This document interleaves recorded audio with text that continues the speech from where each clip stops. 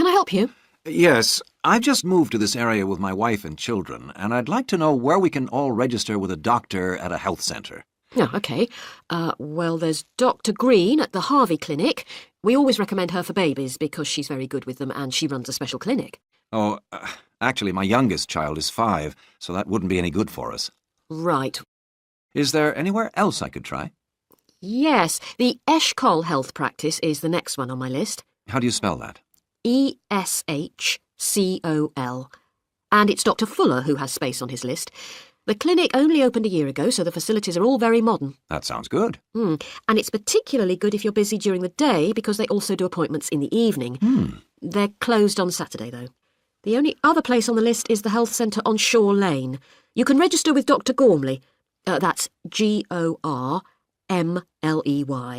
He's new there, but the centre has a very good reputation. Oh, yes, I think I know the road. That would be the best one. Thanks. Could you tell me, will all their services be free? There are usually some small charges that doctors make. Let me see what it says about the Shore Lane Centre. If you need to be vaccinated before any trips abroad, you won't have to pay for this. What else? The Sports Injury Treatment Service operates on a paying basis, as does the Nutritional Therapy Service. Some health centres do offer alternative therapies like homeopathy as part of their pay-to-use service. Shore Lane are hoping to do this soon. I think they may start with acupuncture. Oh. And finally, if you need to prove you're healthy or haven't had any serious injuries before a new employer will accept you, you can get a free fitness check-up there. But you'd most likely have to pay for insurance medicals, though. OK, thanks. Now listen and answer questions 7 to 10. You might also be interested to know the centre is running a pilot scheme of talks for patients. I've got the list here. Actually, they look very interesting. What sort of things? Well, the first one's about giving up smoking. It's next week, the 25th of February at 7 p.m, and that's in room 4. It says the talk will stress the health benefits, particularly for people with asthma or heart disease. That sounds very interesting. There's also a talk for families with children. It's on healthy eating and takes place on the 1st of March at 5 o'clock. Will that be at the health centre? Actually, it's at the primary school on Shore Lane. I imagine they're inviting the parents of pupils there. It says here, all welcome. I might go to that if I have time. There's a couple of other talks. One giving advice about how to avoid injuries while doing exercise. It's on the 9th of March. Oh, it's a late afternoon talk at 4:30, and it'll be in room 6. It also says the talk is suitable for all ages. And finally, there's a talk called Stress Management, which is on the... That is the end of Section 1. Section 2. Now listen carefully and answer questions 11 to 13. Hello? Hi, it's Laura Carlton here. We've just arrived at the holiday flat, but I can't get the hot water and heating to work. Oh, right. That's easy. Don't worry. In the upstairs cupboard, you'll find the water heater. You'll see 3 main controls on the left at the bottom of the heater. The first one, the round one on the far left, is the most important one for the heating and hot water. It's the main control switch. Make sure it's in the on position. The switch itself doesn't light up, but the little square below will be black if the switch is off. That's probably what's happened. It's got switched off by mistake. The middle one of these 3 controls, you'll see it's slightly larger than the first one, controls the radiators.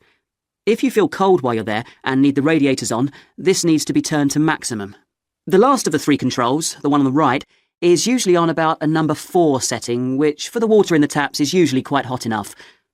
Below the heating controls in the middle is a small round plastic button. If there isn't enough water in the pipes, sometimes the heater goes out. If this happens, you'll need to press this button to reset the heater. Hold it in for about 5 seconds and the heater should come on again. Then there's a little square indicator under the 3rd knob that's a kind of alarm light. It'll flash if you need to reset the heater. It sounds complicated. I'm sure you won't have any problems with it. There should be some more instructions on the side of the heater. Call me back if you can't make it work. OK. Now listen and answer questions 14 to 20. While you're on the phone, we haven't managed to find a few things we need, like extra pillows for the beds and some washing powder. Is there any here? Pillows? Yes. If you look in the cupboard, the large white one upstairs, to the left of the bathroom door, there should be 4 or 5 on the top shelf. And if you want to do some washing, There's some powder for that, probably by the back door. There's a kind of shelf there above the sink. In fact, I'm sure there's some there in a large blue box. You need about half a cupful for each wash. Oh, and that reminds me. The spare key to the back door is hanging on a hook on the wall by the sitting room window. Please make sure to put it back when you've used it. The previous guest lost it in the garden and I had to get another one made. And if you have any trouble with the lamps, you'll find some spare bulbs in a large cardboard box. It's on top of the washing machine with all kinds of useful things in it. Oh, and another thing I forgot to mention when we last spoke. Yes? I've left you a local map so you'll be able to find your way around easily. It shows the whole area. I put it in the top drawer of the chest under the TV in your bedroom. There's a whole file of local information in there too. Thanks. What about visiting the town? Can you give us any advice? Yes, you'll need to take the car. It's too far to walk from the flat, really. You have to pay to leave your car in all the car parks now, I'm afraid. I like the one that's by the station best, and you can walk to the town centre from there in 5 minutes. That's where all the best restaurants are. But if you want a takeaway, the Italian one does really good pasta and pizzas. Call 732281 for that one, or 766119 for the Chinese. They're both good, and they'll both deliver to the flat. As for places to visit, yes, do go and see the Railway Museum. The exhibition is small, but really good. It gets very crowded on Sundays, so I suggest you visit it on a quieter day, later in the week, but not on Thursdays, which is market day. You won't find anywhere to park, and it's also the only day of the week when they're not open. Anything else? Not for the moment. Thanks. That is the end of Section 2. Section 3. Now listen carefully and answer questions 21 to 25. Hello, Kira. How are you? Fine, thanks, Paul. How are you? Well, thanks. It's good to see you. It must be 12 months since you did our course. That's right. It's nice to come back and say hello. What course did you enroll in? Actually, I went straight into third-year pharmacy. They credited me with 2 years, which probably made it more difficult for me. On the other hand, you were lucky to be granted credits. Is that why you chose the course? Yes, and as I'd already finished a course in it in my country, I thought it would be easier if I studied something I already knew. I didn't realise you went into third year. I thought you started in first year. No wonder it was so hard. And what do you think is one of the big differences between studying at a university here and studying in your country? Well, I found it very difficult to write assignments because I wasn't familiar with that aspect of the system here. The main problem is that the lectures expect you to be critical. That made me feel really terrible. I thought, how can I possibly do it? How can I comment on someone else's research when they probably spent 5 years doing it? I think a lot of people who come from overseas countries have similar problems. But after a while, it became easier for me. People expect you to have problems with the process of reading and writing, but in fact, it is more a question of altering your viewpoint towards academic study. How was the content of the lectures? Was it easy for you? I didn't really have many problems understanding lectures. The content was very similar to what I'd studied before. And what about the lecturers themselves? Are they essentially the same as lecturers in your country? Well, actually, no. Here they're much easier to approach. After every lecture, you can go and ask them something you didn't understand, or you can make an appointment and talk to them about anything in the course. Maybe you found them different because you're a more mature student now, whereas when you were studying in your country, you were younger and not so assertive. No, I don't think that's the difference. Most of the students here do it. In my faculty, they all seem to make appointments, usually to talk about something in the course that's worrying them, but sometimes just about something that might really interest them, something they might want to specialize in. The lecturers must set aside certain times every week when they're available for students. That's good to hear.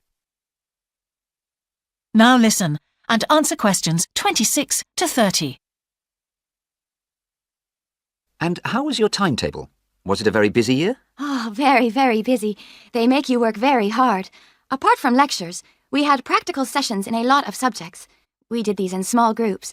I had to go and work 4 hours every week in a community pharmacy. Actually, I enjoyed this very much, meeting new people all the time. Then in second semester, we had to get experience in hospital dispensaries. So every second day we went to one of the big hospitals and worked there. And on top of all that, we had our assignments, which took me a lot of time. Oh, I nearly forgot. Between first and second semesters, we had to work full-time for 2 weeks in a hospital. That does sound a very heavy year. So, are you pleased now that you did it? Do you feel some sense of achievement? Yeah, I do feel much more confident, which I suppose is the most important thing. And have you got any recommendations for people who are studying from overseas? Well, I suppose they need very good English. It would be much better if they spent more time learning English before they enter the university, because you can be in big trouble if you don't understand what people are saying and you haven't got time to translate. Anything else? Well, as I said before, the biggest problem for me was lack of familiarity with the education system here. It sounds as if it was a real challenge. Congratulations, Kira. Thanks, Paul. That is the end of Section 3. Section 4. Now listen carefully and answer questions 31 to 40.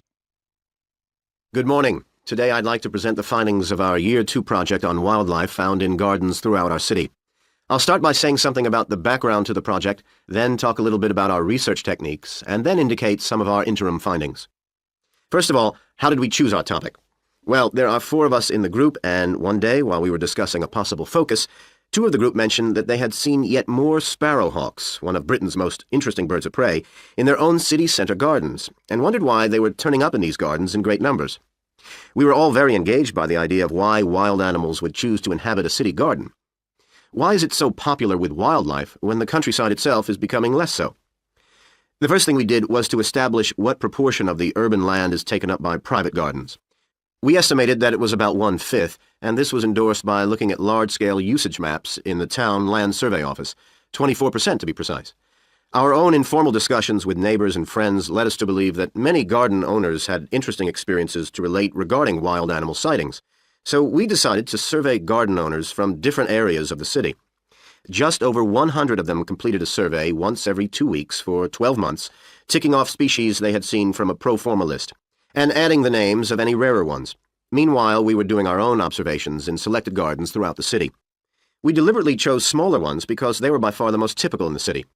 The whole point of the project was to look at the norm, not the exception.